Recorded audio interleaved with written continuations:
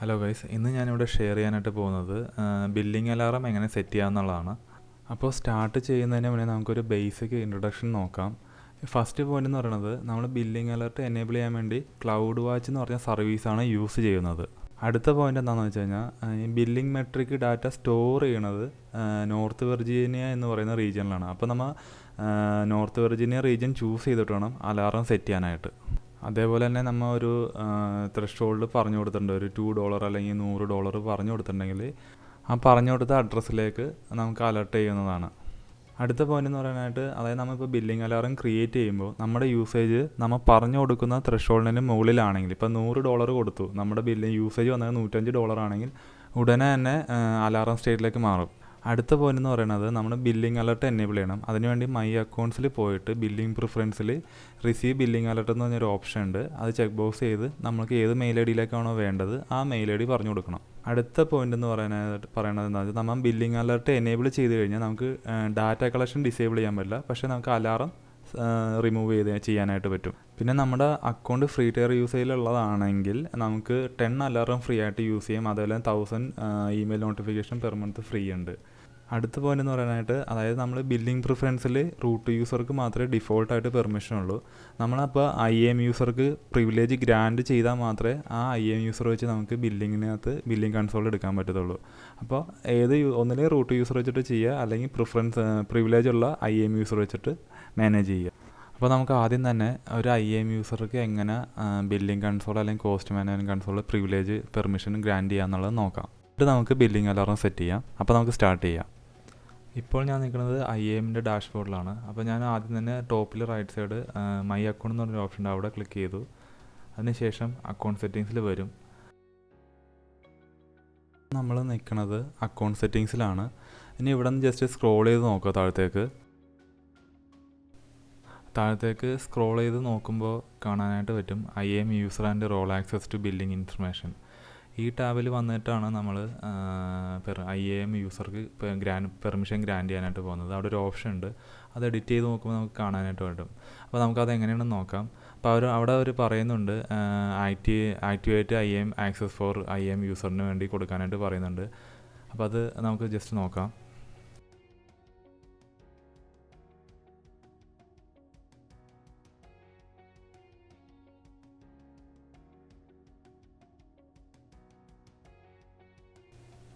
ഞാനിപ്പോൾ ഇവിടെ എഡിറ്റ് ചെയ്യുവാണ്. എഡിറ്റ് ചെയ്ത് കഴിയുമ്പോൾ ഇവിടെ കാണാം ആക്ടിവേറ്റ് IAM ആക്സസ് എന്ന് പറഞ്ഞ്.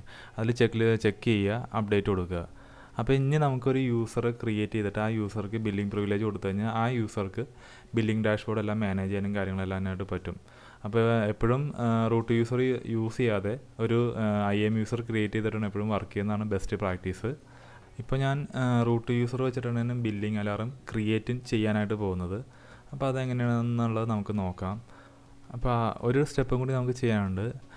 ബില്ലിംഗ് പ്രിഫറൻസിൽ വന്നതിന് ശേഷം റിസീവ് ബില്ലിംഗ് അലർട്ട് എന്നുള്ളൊരു ഓപ്ഷൻ ഉണ്ട്, അതും കൂടി നമുക്ക് ചെക്ക് ചെയ്യാനുണ്ട്. അപ്പോൾ ഞാനിവിടെ വന്നിട്ട് ഞാൻ എല്ലാത്തിലും ചെക്ക് ചെയ്യുന്നുണ്ട്, PDF ആയിട്ട് വേണോ, പിന്നെ മെയിൽ അയക്കണോ, ഫ്രീ ടയർ യൂസേജ് അലർട്ട് വേണോ. അപ്പോൾ ഏറ്റവും താഴത്ത് നമുക്ക് കാണാം റിസീവ് ബില്ലിംഗ് അലർട്ട് എന്ന് പറഞ്ഞൊരു ഓപ്ഷൻ ഉണ്ട്, അതിലും കൂടി ചെക്ക് ചെയ്യുക. ഞാൻ എല്ലാത്തിലും ചെക്ക് ചെയ്യുകയാണ്. നിങ്ങൾക്ക് വേണമെങ്കിൽ ആ റിസീവ് ബില്ലിംഗ് അലർട്ട് മാത്രം ഓപ്ഷൻ ചെക്ക് ചെയ്താൽ മതി. ചെക്ക് ചെയ്തതിന് ശേഷം നിങ്ങൾക്ക് ഏത് മെയിൽ ഐ ഡിയിലേക്കാണ് അലർട്ട് വരേണ്ടത് അതും കൂടി അവിടെ പറഞ്ഞു കൊടുക്കണം. എന്നിട്ട് സേവ് പ്രിഫറൻസ് കൊടുക്കുക.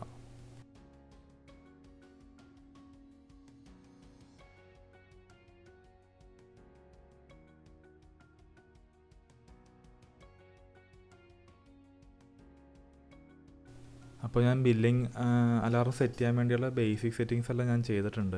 ഇനി നമുക്ക് നേരെ ക്ലൗഡ് വാച്ച് എന്ന് പറഞ്ഞ സർവീസ് എടുക്കുക. അതിനകത്ത് പോയിട്ട് വേണം നമുക്ക് അലാറം സെറ്റ് ചെയ്യാനായിട്ട്. അപ്പോൾ ഞാൻ നേരെ സർവീസസ് സെലക്ട് ചെയ്തതിന് ശേഷം അവിടെ ക്ലൗഡ് വാച്ച് എന്ന് എടുക്കുക, അല്ലെങ്കിൽ സെർച്ച് ടാബിൽ പോയിട്ട് ക്ലൗഡ് വാച്ച് എന്ന് ഞാൻ ടൈപ്പ് ചെയ്തിട്ട് അവിടെ നിന്ന് എടുക്കുവാണ്. നിങ്ങൾക്ക് ഇഷ്ടമുള്ള ഓപ്ഷൻ ചൂസ് ചെയ്ത് എടുക്കാവുന്നതാണ്. സർവീസോ അല്ലെങ്കിൽ സെർച്ച് ടാബിലോ ഒന്ന് എടുക്കാവുന്നതാണ്. ഇതാണ് ക്ലൗഡ് വാച്ചിൻ്റെ ഡാഷ്ബോർഡ്. ഇവിടെ വന്നതിന് ശേഷം നമുക്കിപ്പോൾ ഞാൻ നിൽക്കുന്നത് മുംബൈ എന്ന് പറഞ്ഞ റീജിയനിലാണ് നിൽക്കുന്നത്. അപ്പോൾ നമുക്ക് സാധാരണ അവിടെ അലാറത്തിൻ്റെ ഇടയിൽ ബില്ലിങ്ങിൻ്റെ ഒരു ടാബ് കാണും. ഇപ്പോൾ ബില്ലിംഗ് എന്ന് പറഞ്ഞൊരു ഓപ്ഷൻ ഇല്ല. നമുക്ക് ജസ്റ്റ് മെട്രിക്സിൽ പോയിട്ട് അവിടെ ബില്ലിങ്ങിൻ്റെ എന്തെങ്കിലും മെട്രിക്സ് വന്നിട്ടുണ്ടോ എന്നുള്ളത് നമുക്ക് നോക്കാം. അപ്പോൾ ഞാൻ ലെഫ്റ്റ് സൈഡ് മെട്രിക് എന്ന് പറഞ്ഞ ടാബിൽ വന്നു. അവിടെ വന്നു കഴിഞ്ഞപ്പോൾ ബില്ലിംഗ് എന്ന് പറഞ്ഞ മെട്രിക്സ് കാറ്റഗറി അവിടെ ഒന്നുമില്ല. അപ്പോൾ ഞാൻ നേരെ തന്നെ വേറൊരു റീജിയൻ ചൂസ് ചെയ്യുവാണ്. ഞാൻ ഒഹിയോ ചൂസ് ചെയ്തു. അതിനകത്ത് ജസ്റ്റ് ഒന്ന് പോയി നോക്കാം അവിടെ ഉണ്ടോ എന്നുള്ളത്. അപ്പോൾ അവിടെയും വന്നപ്പോഴും അവിടെയും ബില്ലിങ്ങിൻ്റെ മെട്രിക്സോ കാറ്റഗറി അങ്ങനെ ഒന്നുമില്ല. അപ്പോൾ ഞാൻ റീജിയൻ നോർത്ത് വെർജീനിയ സെലക്ട് ചെയ്യുകയാണ്. AWSൻ്റെ ഡോക്യുമെൻറ്റേഷനിൽ പറയുന്നുണ്ട് ബില്ലിങ്ങിൻ്റെ മെട്രിക് സ്റ്റോർ ചെയ്യുന്നത് നോർത്ത് വെർജീനിയ റീജിയനിലാണ്. അതുകൊണ്ടാണ് ഞാൻ നോർത്ത് വെർജീനിയ ചൂസ് ചെയ്തത്. ഇപ്പോൾ അത് ചൂസ് ചെയ്തപ്പോൾ നമുക്ക് കാണാം അലാറത്തിൻ്റെ അണ്ടറിൽ ബില്ലിംഗ് എന്ന് പറഞ്ഞൊരു ടാബ് വന്നിട്ടുണ്ട്. അത് നമുക്ക് മെട്രിക്സിലൊന്ന് ജസ്റ്റ് നോക്കാം. അവിടെയും ബില്ലിംഗ് എന്ന് പറഞ്ഞ കാറ്റഗറി വന്നിട്ടുണ്ട്. അതിനകത്ത് 2 മെട്രിക്സ് ഉണ്ട്. പിന്നെ ബില്ലിംഗ് സെക്ഷനിൽ വന്നു കഴിഞ്ഞാലും അവിടെ അലാറം ക്രിയേറ്റ് ചെയ്തിട്ടില്ല. അപ്പോൾ നമുക്കത് ക്രിയേറ്റ് ചെയ്യണം. അപ്പോൾ അതിന് മുന്നേ ജസ്റ്റ് ഞാൻ മെട്രിക്സിൽ ചെന്നിട്ട് ആ 2 മെട്രിക് എന്തൊക്കെയാണെന്നുള്ളതാണ് ഞാൻ നോക്കണേ. 2 ടൈപ്പ് ഉണ്ട്, ബൈ സർവീസ് ഉണ്ട്, ടോട്ടൽ എസ്റ്റിമേറ്റ് ചാർജ് ഉണ്ട്. നമുക്ക് വേണ്ടത് ടോട്ടൽ എസ്റ്റിമേറ്റ് ചാർജിൻ്റെ USD എന്ന് പറഞ്ഞ ഒരു മെട്രിക്കാണ് നമുക്ക് വേണ്ടത്. നമുക്കിനി അലാറം ക്രിയേറ്റ് ചെയ്യാം. അപ്പോൾ ബില്ലിംഗ് ടാബിൽ വന്നതിന് ശേഷം ക്രിയേറ്റ് അലാറം കൊടുക്കുക. അപ്പോൾ ഇവിടെ ബൈ ഡിഫോൾട്ട് കുറേ സെറ്റിങ്സ് വന്നിട്ടുണ്ട്. മെട്രിക് നെയിം, അതുപോലെ തന്നെ കറൻസി, അങ്ങനെയുള്ള ഡീറ്റെയിൽ എല്ലാം വന്നിട്ടുണ്ട്. അത് ഡിഫോൾട്ട് തന്നെ ചൂസ് ചെയ്യുക. നിങ്ങൾക്ക് ത്രെഷോൾഡ് ടൈപ്പ് സ്റ്റാറ്റിക് ചൂസ് ചെയ്യുക. അതേപോലെ തന്നെ എസ്റ്റിമേറ്റ് ചേഞ്ചസ് വേണ്ടത് നിങ്ങൾക്ക് ഏതാണെന്ന് ഗ്രേറ്റർ ദാൻ ഈക്വൽ ഏത് വേണമെങ്കിൽ കൊടുക്കാം. ഞാൻ ഗ്രേറ്റർ ദാൻ ഈക്വൽ കൊടുക്കുകയാണ്. ഞാൻ ത്രെഷോൾഡ് $2 കൊടുക്കുന്നത്. $2 മുകളിൽ വന്നാൽ എനിക്ക് അലർട്ട് വരണം എന്നുള്ള രീതിയിലാണ് ഞാൻ കൊടുക്കുന്നത്. അതേപോലെ തന്നെ അലാറം സ്റ്റേറ്റ് ഉണ്ട്, എങ്ങനെയാണ് ട്രിഗർ ചെയ്യേണ്ടതെന്നുള്ളത്. ഇവിടെ 3 ടൈപ്പാണുള്ളത്. In alarm, okay, insufficient data. ഞാൻ ഇൻ അലാറം സെലക്ട് ചെയ്തതിന് ശേഷം ഒരു ടോപ്പിക്ക് പറഞ്ഞു കൊടുക്കണം. അതായത് ടോപ്പിക് എന്ന് പറഞ്ഞ ഒരു SNS എന്ന് പറഞ്ഞ സർവീസ് ഉണ്ട്. അതിനകത്ത് വരുന്ന ഇതാണ്. അപ്പോൾ നമ്മൾ ഒന്നില്ലെങ്കിൽ എക്സിസ്റ്റിംഗ് ആയിട്ടുള്ളത് യൂസ് ചെയ്യാം, അല്ലെങ്കിൽ പുതിയൊരു ക്രിയേറ്റ് ചെയ്യാം. ന്യൂ ടോപ്പിക് ക്രിയേറ്റ് ചെയ്യാനായിട്ട് വരും. അല്ലെങ്കിൽ ടോപ്പിക്കിൻ്റെ ARN പറഞ്ഞു കൊടുക്കുക. നേരത്തെ തന്നെ ഞാനൊരു SNS ടോപ്പിക് ക്രിയേറ്റ് ചെയ്തിട്ടുണ്ടായിരുന്നു. അതുകൊണ്ടാണ് ഇവിടെ അത് കാണിച്ചത്. അലർട്ട് എന്നാണ് അതിൻ്റെ ടോപ്പിക്കിൻ്റെ പേര്. പിന്നെ അതേപോലെ തന്നെ ഇമെയിൽ സബ്സ്ക്രിപ്ഷനും കൊടുത്തിട്ടുണ്ട് എൻ്റെ മെയിൽ അഡ്രസ്സ് വെച്ചിട്ട്. അപ്പോൾ ഞാനിപ്പോൾ ഇവിടെ നമുക്ക് വേണമെങ്കിൽ ഇവിടെ പഴയത് എക്സിസ്റ്റിംഗ് ഉണ്ടെങ്കിൽ അവിടെ ഓൾറെഡി നമ്മൾ സെലക്ട് ചെയ്യുമ്പോൾ തന്നെ നമ്മളെ കാണിച്ചു തരും. ഞാനിവിടെ ക്രിയേറ്റ് ന്യൂ ടോപ്പിക് കൊടുക്കുകയാണ്. അവിടെ നെയിം നമുക്ക് ടോപ്പിക്കിൻ്റെ നെയിം എന്ത് വേണമെങ്കിലും ചൂസ് ചെയ്യാവുന്നതാണ്. നിങ്ങൾക്ക് ഇഷ്ടമുള്ള നെയിം കൊടുക്കാം. അതേപോലെ ഞാൻ ഇമെയിൽ അഡ്രസ്സ് കൊടുക്കണം, ഏത് ഇമെയിലിലേക്കാണ് അലർട്ട് ചെയ്യേണ്ടതെന്നുള്ളത്. ആ സെയിം ടൈമിൽ തന്നെ നമുക്കൊരു മെയിൽ വരും. അത് നമ്മൾ സബ്സ്ക്രൈബ് ചെയ്യേണ്ടി വരും. എന്നാൽ മാത്രമേ നമുക്ക് ആ മെയിലിലേക്ക് അലർട്ട് വരുള്ളൂ. അപ്പോൾ ഞാനിവിടെ ക്രിയേറ്റ് ടോപ്പിക് കൊടുക്കുകയാണ്.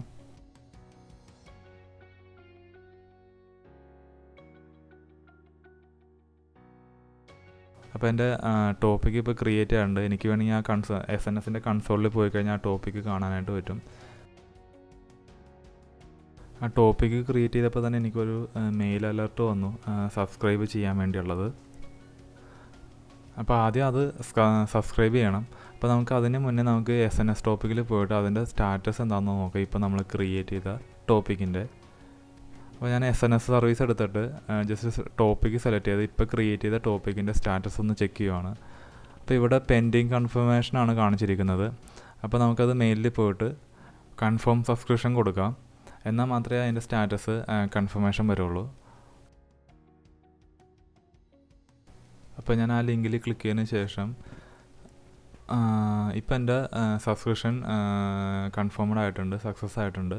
ഇനി നമുക്ക് SNS ടോപ്പിക്കിൻ്റെ സ്റ്റാറ്റസ് ഒന്നുകൂടി റിഫ്രഷ് ചെയ്ത് ചെക്ക് ചെയ്ത് നോക്കാം. ഇപ്പം എൻ്റെ സ്റ്റാറ്റസ് കൺഫേം ആയിട്ടുണ്ട്. അപ്പോൾ എൻ്റെ ബില്ലിംഗ് അലാറത്തിൻ്റെ സെറ്റിങ്സ് കംപ്ലീറ്റ് ആയിട്ടില്ല. നമുക്ക് ആ പാർട്ടിലേക്ക് പോവാം.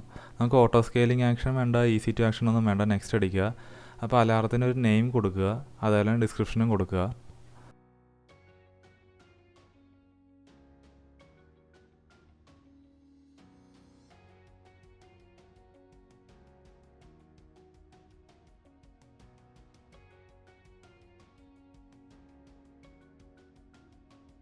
കൊടുത്തതിന് ശേഷം നെക്സ്റ്റ് അടിക്കുക. റിവ്യൂ ചെയ്യാനായിട്ടാണ് പറയണത്. ഇവിടെ എന്തെങ്കിലും ചേഞ്ചസ് വരുത്തി നമുക്ക് എഡിറ്റ് ചെയ്താൽ മതി. ഞാൻ ക്രിയേറ്റ് ചെയ്യുവാണ്. അപ്പോൾ എൻ്റെ ബില്ലിംഗ് അലാറം ഇപ്പോൾ ക്രിയേറ്റ് ആയിട്ടുണ്ട്. സ്റ്റാറ്റസ് ഇൻസഫിഷ്യൻറ്റ് ഡാറ്റയാണ്. ഒരു 15 മിനിറ്റോളം എടുക്കും അത് സ്റ്റേറ്റ് ഓക്കെയിലേക്ക് വരാനായിട്ട്. ഞാനിവിടെ സ്കിപ്പ് ചെയ്തായിരുന്നു. ഇപ്പോൾ സ്റ്റേറ്റ് ഓക്കെ ആയിട്ടുണ്ട്. ഇനി $2 മുകളിൽ യൂസേജ് വന്നാൽ എനിക്ക് മെയിൽ അലർട്ട് വരുന്നതാണ്. ഈ ബില്ലിംഗ് അലാറം നമുക്ക് എപ്പോൾ വേണമെങ്കിലും റിമൂവ് ചെയ്യാവുന്നതാണ്. ഈ വീഡിയോ നിങ്ങൾക്ക് യൂസ്ഫുൾ ആയെന്ന് കരുതുന്നു.